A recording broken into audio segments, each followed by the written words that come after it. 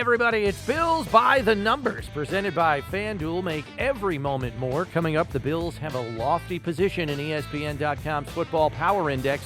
What does the ranking forecast for the upcoming season? We investigate with ESPN analytics writer Seth Walder. Steve tries his best in the numbers game as always, and we review the AFC landscape post-draft in our latest Should We Be Concerned? Let's hit it!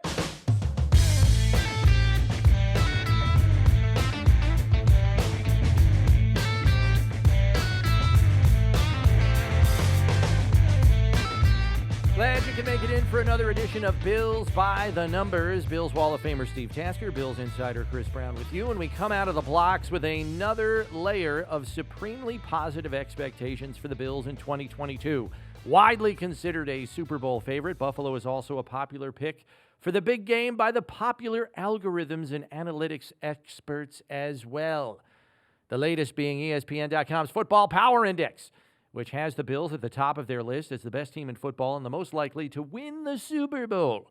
What's interesting is the analytics experts who put together ESPN's FPI have overhauled the model that does that kind of predictive analysis. Buffalo has the highest odds of making the playoffs at almost 75%, the highest odds of winning their division at just under 55%, the highest chance of making the conference title game at just over 25%, and to reach the Super Bowl at 13%, and to win the Super Bowl at almost 7%.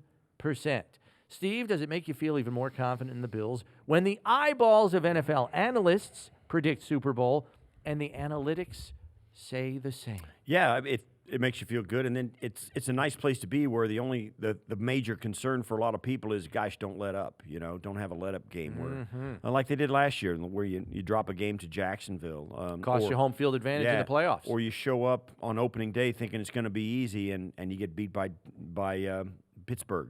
Or you lose an overtime game at the end to Tampa Bay during the season. All those things like that conspire to make you go on the road for the playoffs. I think that's the goal for this team. Certainly you feel like you've got a chance at it, but you've got to give yourself the best chance at it, and that means playing home playoff games all the way through. I think the analytics help serve to some degree as confirmation for what we feel we're witnessing, which is the most complete roster in football with a fair amount of depth behind those front lines. Not everywhere, but in most places. And so a team that statistically has been the healthiest in football the last 3 years, I think it serves as confirmation of all of that, the whole ball of wax. What is interesting, and we'll talk to ESPN.com analytics writer Seth Walder a bit later, is they've changed the components of their predictive model for their Football Power Index. They rely less on betting line trends and more on past performance and predictive analysis. So knowing past performance does not always guarantee future results, Steve. Right. What part of the Bills' makeup assures you they can continue their recent run of success? I think one of the things, and it sounds crazy to say it this way, but I think it's the fact that they have after 2018, when Josh first started as the quarterback, and it was going to be his team, they have, since they learned their lessons, they have never forgotten about bolstering their offensive line and defensive line. They've done it on the defensive line, certainly through high picks in the draft up until this year. They have put a lot of investment into that side of the football up front. And then in the off seasons, mostly through, like, for instance, Mitch Morse, Greg Mance this year. Roger Saffold. They've got some guys that, they have never forgotten about. Ike Butker they brought back. Matching the offer sheet for Ryan Bates. Jacob Capra. They've still got a lot of investment, free agent-wise, into keeping that side of the football up and running extremely well and protecting Josh.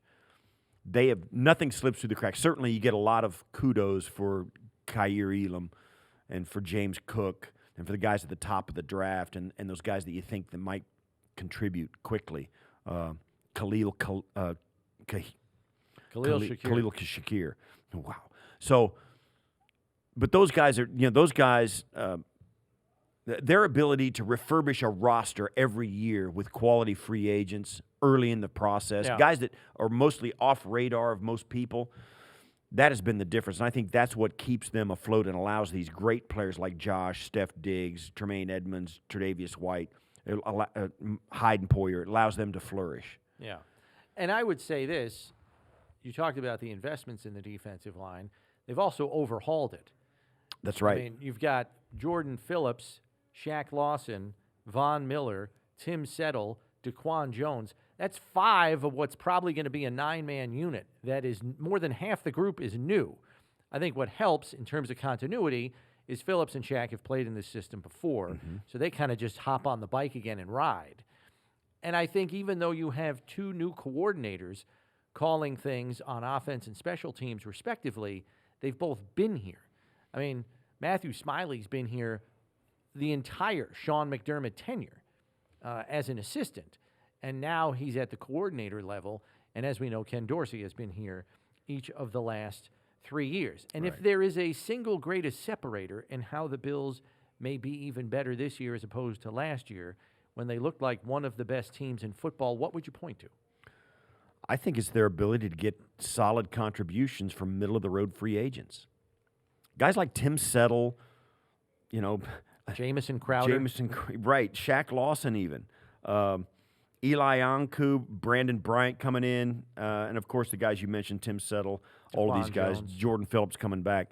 And also on the other side of the football, guys like Greg Mans and guys like that coming in, those middle-of-the-road free agents that are so off the radar, they contribute mightily because of the structure of their contracts. The Bills give a lot of short-term contracts to guys like that. They pay them really well, but it's only for one deal. And they come in here motivated to play well on a team that's going to be in a lot of primetime games. They feel like they can get a swing in a really good contract if they come in and play well for this team. And they come in, they love this place, they thrive in it, they contribute, and it turns into a really good move both for the club and for the player. I'm going to give a very easy answer here.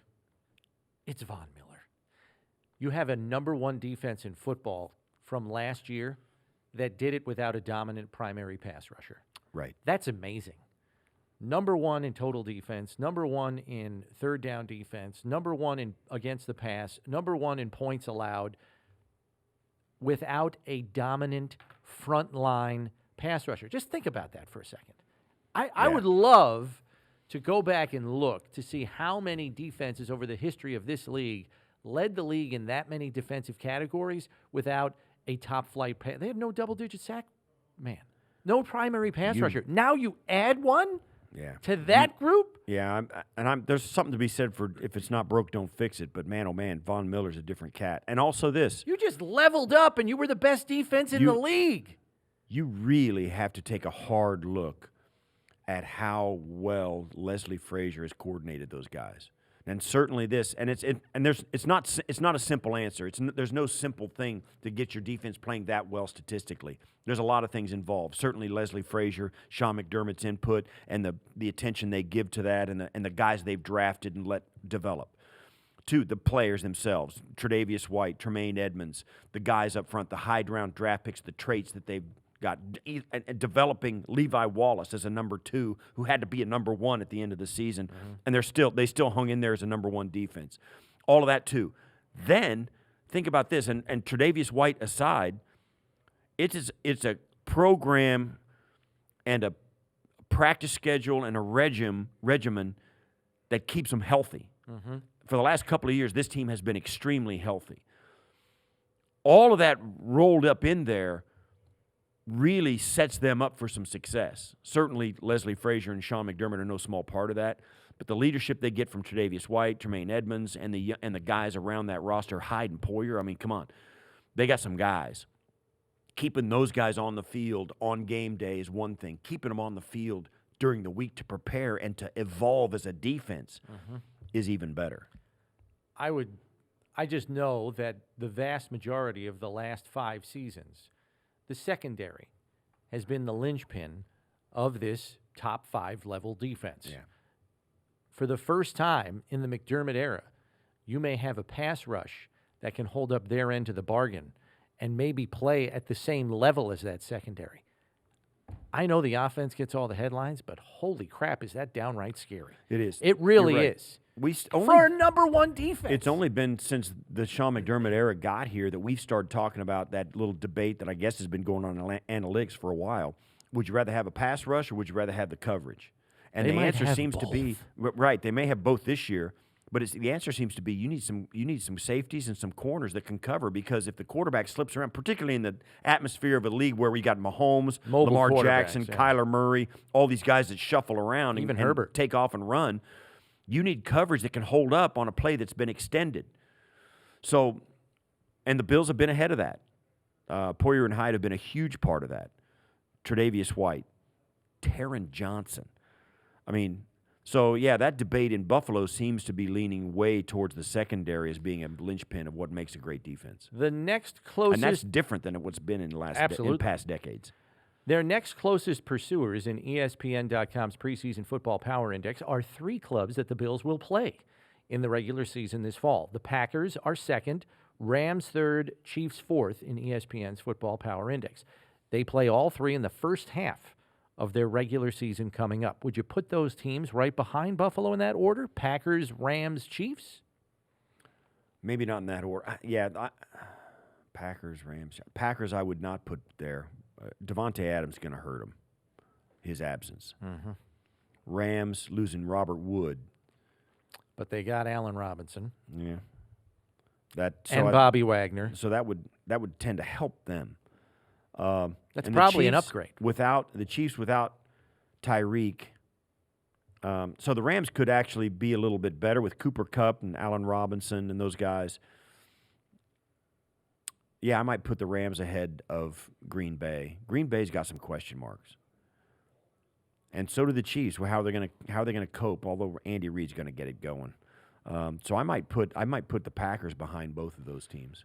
I think the Chiefs, while they will be hurt by the loss of Hill, they are very good at reloading. Brett Veach, I would put on a par with Brandon Beane in terms of talent acquisition in free agency and the draft. He's a really good GM out there. And people say, you lost Hill, it's over. You got Marquez Valdez-Scantling, and you added Juju Smith-Schuster.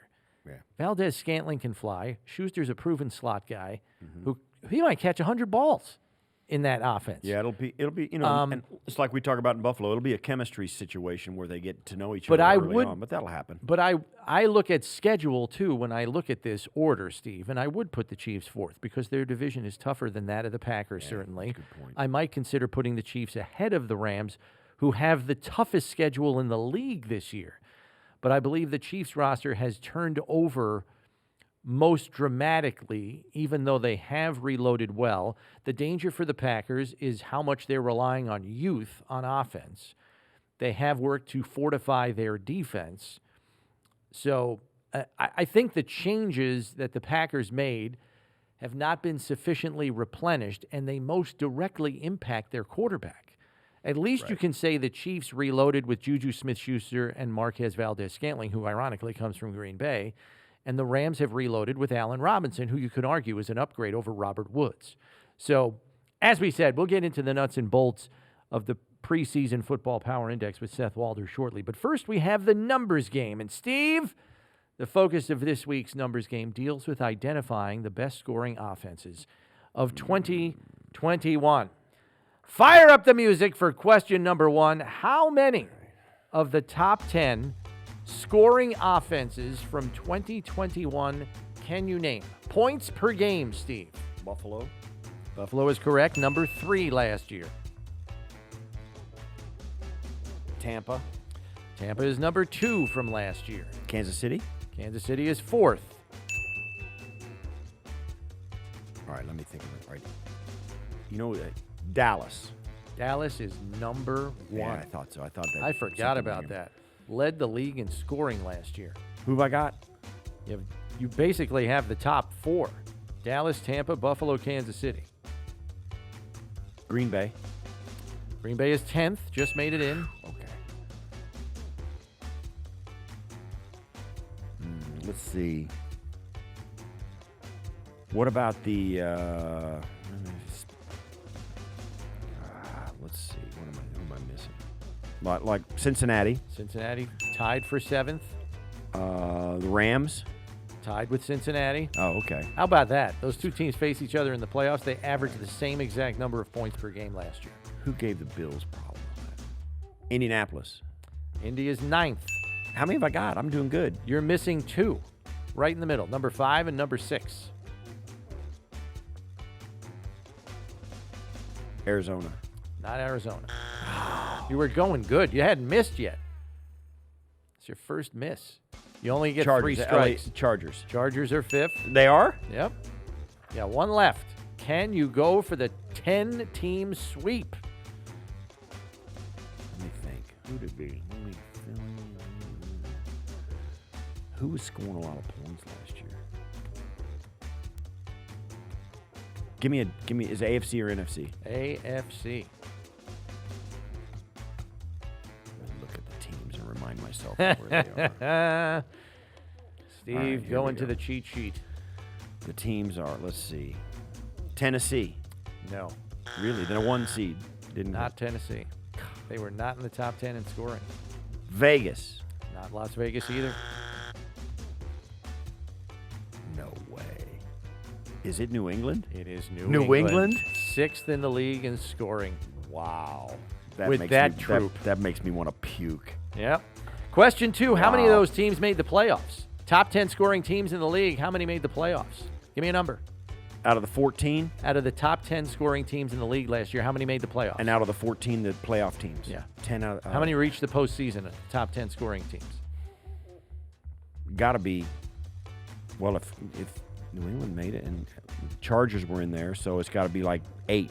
8 is correct. Indy and the Chargers, the only 2 Really? teams in the top 10 in scoring. Indy should have that made did not, it. well, they should have. Good grief. Woulda, coulda, shoulda. So should the Chargers. Yeah. They're 1 play away in that last game. And then they made a dubious substitution. Question 3. All right, go ahead. How many of those same teams that were top 10 in scoring were also top 10 in the league in points allowed? How many? How I'm gonna many? Say, all right, give me the list. I can't give you the list. I don't have it. I only have the number of teams. Well, let me go back. Let me look at the teams we're just. Oh, the list of the top 10 Top scoring 10 teams? scoring teams, Dallas, Tampa, Buffalo, Kansas City, Chargers, New England, Rams, Cincinnati, Indy, and Green Bay. How many of many? those same teams were also top 10 in points allowed? I'll say 4. The answer was 5. You were very close. Final question. Can you name the 5 teams? Oh man. All right. New England, New England is correct. Rams, No. Cincinnati, No. Green. No.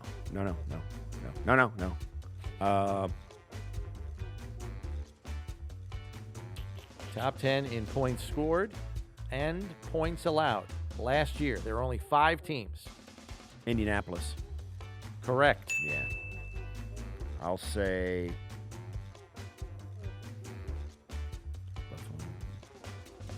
What did you say? Buffalo. Yes. I wasn't gonna say Buffalo because I took it for granted. So what have I got? You've got Buffalo, Indianapolis. Indianapolis. That's all. That's it. You need 3 more. New England. I got. Oh, New England. Yes. Sorry. Come on, man. 2 left. Both NFC. NFC. Tampa Bay. Yes. Last one. You can do it. Green Bay. It's Dallas. Oh yeah. Dallas was top 10 in scoring and points allowed and went. I knew that. I should have known that. Micah Parsons is a player, man.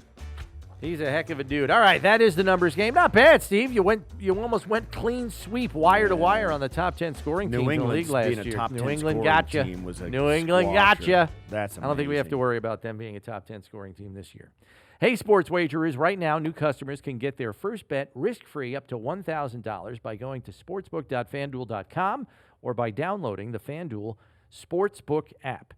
FanDuel Sportsbook, an official partner of the Buffalo Bills. As promised, we are now joined by ESPN.com analytics writer Seth Walder, who had a major hand in ESPN's Football Power Index, which has the Bills at the top. We check in with Seth now as ESPN changed their algorithm. All right, Seth, so I wanted to start here with the Football Power Index, and you mentioned right off the top that the formula has changed. So why don't you lay out for us where it is most different and how it may have changed some of the ratings that were produced from it? Yeah, sure. So the biggest change is that in previous seasons, we've used the betting markets as a prior, basically a very heavy input into how we determine our preseason ratings. And that is very accurate, but we were hoping to move away from the betting market. And so that's what we finally were able to do here in 2022. So the way that we create these preseason ratings now is based on past performance by each team, individual player ratings for non-quarterbacks. It's basically an ensemble of several different player rating types. We have our own predictive quarterback rating, and then some coaching factors. If you maintain your coach on each side of the ball, that can play a role too. So that gives us our preseason ratings. We use those then to simulate out the season and create our projections. What's the one thing besides, I guess it's got to be, is it outside the quarterback that can swing your rating more so than anything else? It's got to be, is it as simple as just saying, well, it's the quarterback and nothing else? And how much does stability and coaching make a difference? You know, what have you seen and what teams have you seen swing the wildest? Because I think most of us are kind of familiar with particularly the AFC East. What team has swung the most, and can we just out of hand say, oh, I understand why that team has dropped or risen the most? So, I mean, yes, quarterback is like dramatically the most important factor. I don't think that's going to be much of a surprise. Everything else does move the needle, you know, here or there. So if you bring in a bunch of new talent, a bunch of superstars, that can help you.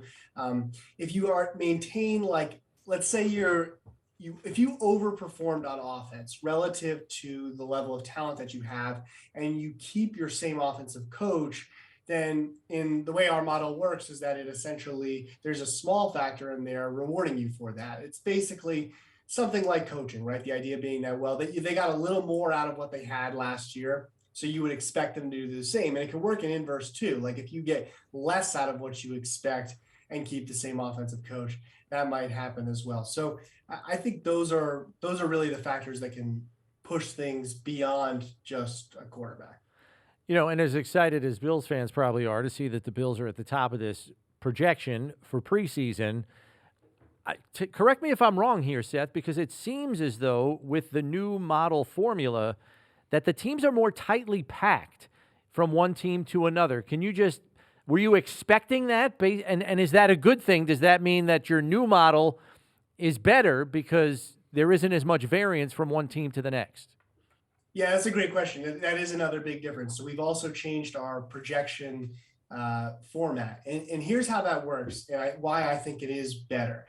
I will say, to answer your other question, this did surprise me. It did surprise me that we had such a tight grouping. We were expecting it to be tighter.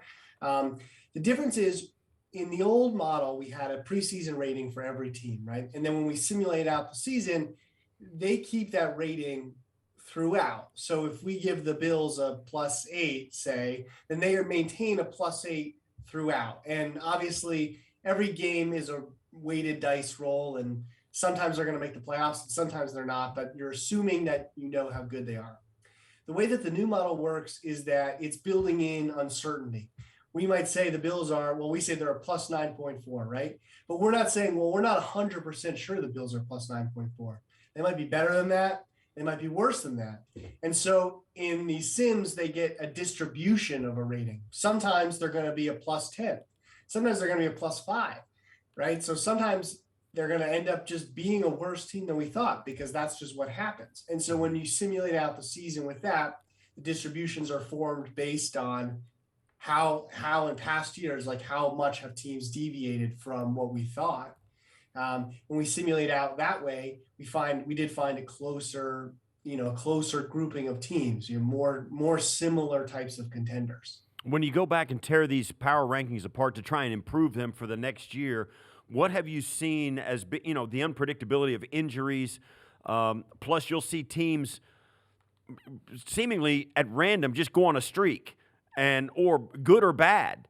So what can you learn from what you've seen in the past that is not tangible and predictable? How hard is it to incorporate that into your predictive side of the equation? Yeah, that's really important. And I think that's where that building in that uncertainty and the sort of what we call dynamic uncertainty into the projections plays a role. I do feel like in the past, the projections have been overconfident because they're not building in those situations. We do build in some quarterback injury stuff. So that I think has always been taken care of, but that's not the only factor that can cause you to be much worse or much better than you expected. And so the way this works is like, it's not saying, oh, the Raiders are bad this simulation because Devontae Adams got hurt, or the Bills are much better because, the other teams in the AFC East fell apart. It's saying, well, we just know that there are some things that can typically cause a team to be better or worse than we expect. So let's just look at the entire distribution of what's possible for that team and then project off of that. Last one I've got for you, Seth, is, just looking at the playoff percentages, the Bills, the Packers, and the Cowboys are the only three teams above 70%. And I have to believe that their divisions, which I think many would perceive on its face as weaker, enhances those playoff chances because the Bills, the Packers, and the Cowboys are widely expected to be division champions this year in their respective divisions. How much does that, I'm assuming 6 of their games are against those division opponents, so that's a pretty big factor in your sims and your predictive analysis.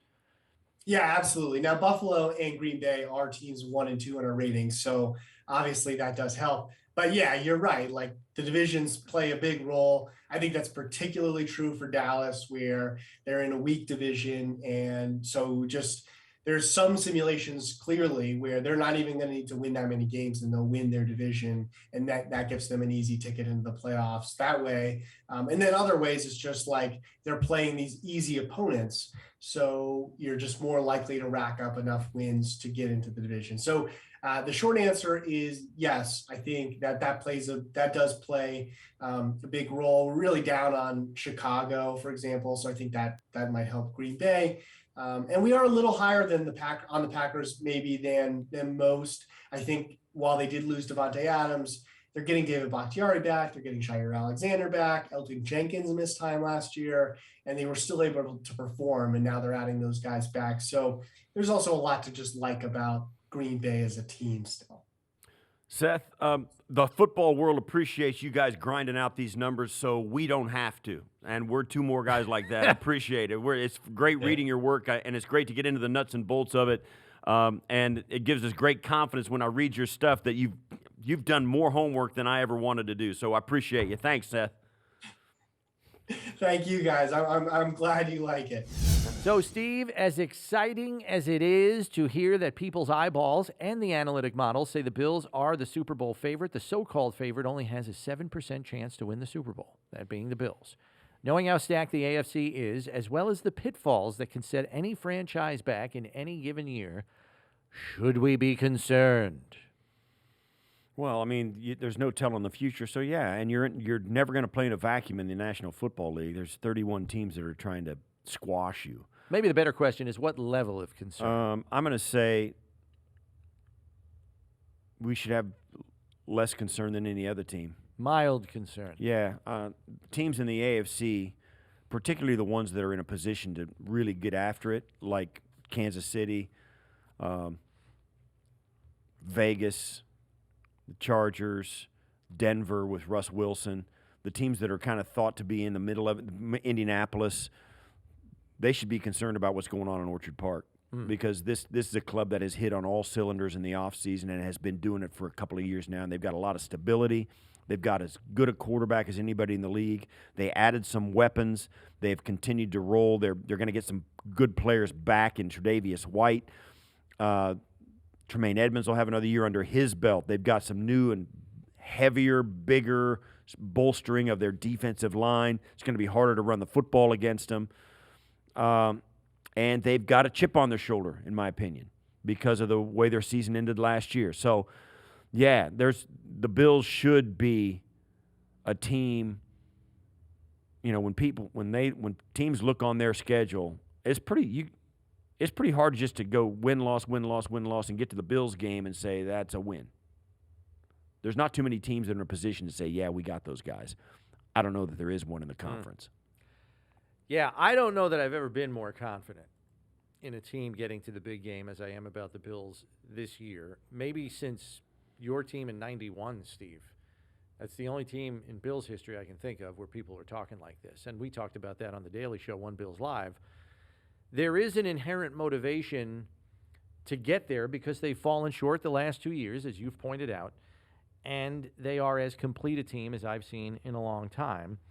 But similarly, not to throw a bucket of water on this whole thing, we saw a 14-2 Ravens team a few years ago get bounced in round one of the playoffs. We saw a Ravens team beset with injuries last year, not even get to the postseason. Mm-hmm. Pitfall seasons do exist. I just refuse to believe that anything bad is going to happen. The Bills are a team of destiny in 2022. Our number to end on this week is the number 1. 1 is the number of teams last season that finished in the top 3 in scoring and the top 3 in points allowed. It was the Buffalo Bills, who finished 3rd in scoring, 1st in points allowed. The only team that came close was Tampa, 2nd in scoring, 5th in points allowed. That will do it for this edition of Bills by the Numbers. Thanks to our sponsor, FanDuel. Be sure to subscribe so you know when our next episode is out. And remember, when you need to know about the Bills, you need to check Bills by the Numbers. For Steve Tasker, I'm Chris Brown. Thanks for listening. We'll see you next week, everybody.